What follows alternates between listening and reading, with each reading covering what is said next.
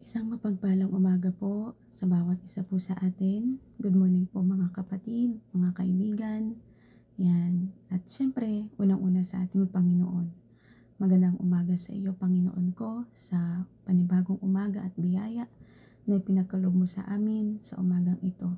Pagpalain mo, Lord, ang bawat isa sa pamagitan po ng iyong mga salita na iyong ituturo sa amin sa umagang ito. Amen. Kaya, yun mga kapatid, sa umagang ito, meron pong si Lord, o meron ang ating Panginoon na share sa bawat isa sa atin, morning devotion, Bible verse, at ito ay matatagpuan sa aklat po ng Juan, chapter 3, verse 36. Sabi po dito, sa salita ng ating Panginoon, Juan, chapter 3, verse 36. Ang sumasampalataya sa anak ay may buhay na walang hanggan. Ngunit, ang hindi tumatalima sa anak ay hindi makakakita ng buhay, kundi ang poot ng Diyos ay sumasa kanya. Ulitin ko po, sa aklat po ng Juan, chapter 3, verse 36, ang sumasampalataya sa anak ay may buhay na walang hanggan. Ngunit, ang hindi tumatalima sa anak ay hindi makakakita ng buhay, kundi ang poot ng Diyos ay sumasa kanya. Ibig sabihin po ng salita ng ating Panginoon na ang sumasampalataya sa anak, ang anak po na tinutukoy dito, yun ay walang iba kundi si Jesus Christ. Si Jesus Christ po na anak po ng ating Diyos Ama na nasa langit. Kapag once na sumampalataya ka sa anak ng Diyos na si Jesus, magkakaroon ka po ng buhay na walang hanggan. Buhay na walang hanggan na kung saan wala na pong kamatayan. Amen? At yan po yung pinangako ng Diyos sa bawat isa sa atin na magkakamit tayo at magmamana or magsisipagmana tayo ng buhay na walang hanggan na ipinangako ng Diyos sa atin mula pa noon, ngayon at magpakailanman. Pero ang sabi dito, ang hindi tumatalima, ibig sabihin kasi ng tumatalima, sumusunod. Yung mga tao na hindi sumusunod o hindi tumatanggap kay Jesus at hindi sumasampalataya sa anak ng Diyos na si Jesus, ano po? Ano pong mangyayari? Hindi pagkakalooban ng Diyos ng buhay na walang hanggan. Hindi makakakita ng buhay. Amen? Kundi ang puot ng Diyos ay sumasa Kanya. Gusto ba natin yon, mga kapatid, kaibigan, na ang puot ng Diyos ay nasa atin dahil hindi tayo tumatanggap kay Jesus? Pinapatigas natin yung puso natin, ayaw natin kilalanin si Jesus bilang ating Panginoon sa buhay natin.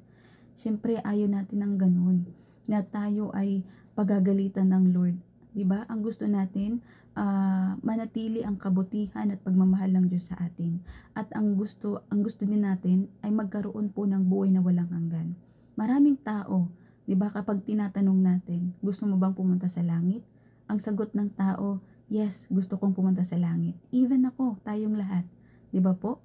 Kaya paano tayo makakapunta sa langit? Paano tayo makakapunta sa paraiso ng Diyos? At paano natin makakamit ang buhay na walang hanggan na gusto sa atin ng Diyos? Amen? Paano natin makakamit yun? Makakamit natin ang buhay na walang hanggan kung tatanggapin mo si Jesus Christ sa buhay mo bilang Panginoon mong tagapagligtas. At kapag once na tinanggap mo si Jesus diyan sa buhay mo, 'di ba? Susunod ka sa kalooban niya. Hindi lang yung sa pamagitan ng salita na, yes Lord, I receive Jesus Christ in my life. Pero yung buhay mo nasa kasalanan pa rin. Nandun pa rin sa gawa ng sanglibutan. Hindi yun. Dahil ang gusto ng Diyos para makamit natin ang buhay na walang hanggan. Amen. Sasampalataya ka kay Jesus Christ. Hindi sa salita lamang, kundi sa pamagitan ng gawa. Yung buhay araw-araw mo, mamumuhay ka with Jesus Christ. Kung ano yung pamumuhay na ginagawa ni Jesus Christ nung siya ay nandito pa sa mundong ito, ganon din ang gusto ng Diyos sa atin. Mamuhay tayo na kalakip ni Kristo with Jesus Christ sa buhay natin. Para kapag once na tayo, di ba po, kunin ni Lord, amen, tayo po ay magkakamit ng buhay na walang hanggan. Doon po'y wala ng kamatayan, wala ng pagdurusa, wala ng pain, wala ng problema. Amen po. Makakapiling at makakasama natin si Jesus Christ. Amen po. Kasama natin po ang Panginoong Hesus sa buhay natin.